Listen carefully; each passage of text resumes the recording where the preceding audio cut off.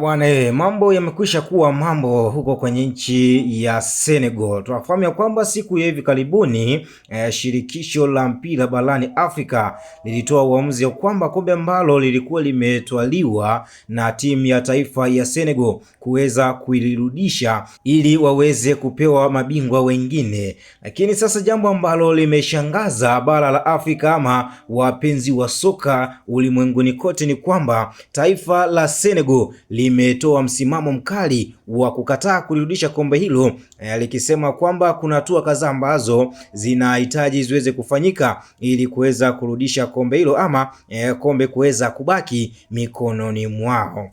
Siku ya leo taifa la Senegali limetoa msimamo mkali kuhusu sakata hilo la kombe la AFCON ambalo lilichukuliwa na taifa hilo.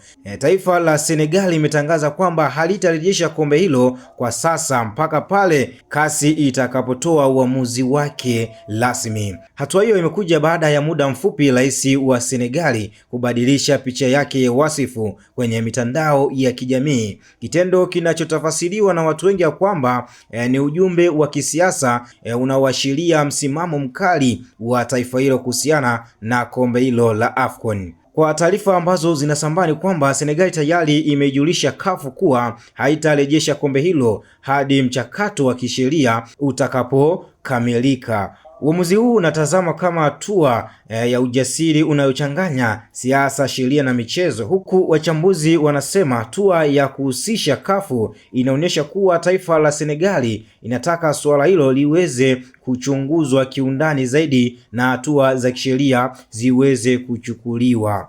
Mpaka sasa shirikisho la mpira barani Afrika CAF haijatoa tamko rasmi kuhusu hatua zitakazoweza kuchukuliwa endapo tu taifa la Senegali halitarejesha kombe hilo kwa wakati uliopangwa. Ni kuambia kwamba mtazamaji wa Yukisa Media, mambo yamezidi kuwa mambo huko Senegali na mambo mengi basi yanazidi kuendelea. Kutaka kufahamu nini haswa ambacho kitaendelea baada ya shirikisho la mpira barani Afrika kuweza kutoa tamko kuhusiana na swala ambalo linaendelea huko Senegali, basi nikwambia kwamba wewe endelea kubaki hapa na cha zaidi usisahau kusubscribe ili uwe wa kwanza kupata taarifa za michezo pamoja na taarifa za matukio. Jina langu naitwa Yusuf Sadoki.